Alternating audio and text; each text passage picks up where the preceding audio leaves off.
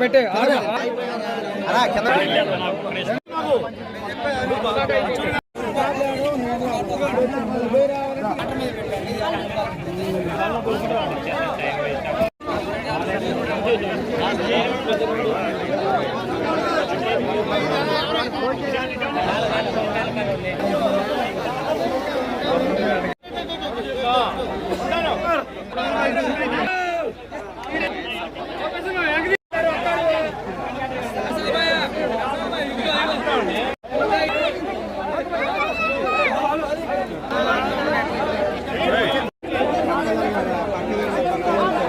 నా పేరు కృష్ణార్జునరావు అండి. మాది బెస్తగూడెం గ్రామం. మేము పోలవరం నిర్వాసితులం అండి.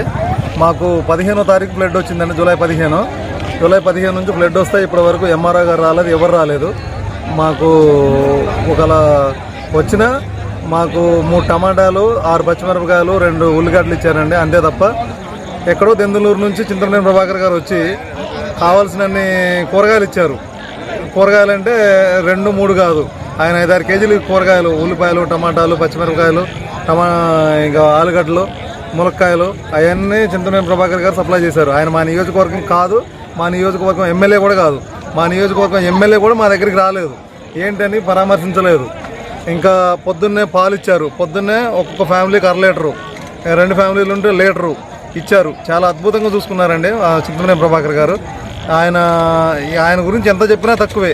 ఆయనకి మేము 100 కోటి నమస్కారాలు చెప్పాలి చింతమనేని ప్రభాకర్ గారికి అయితే.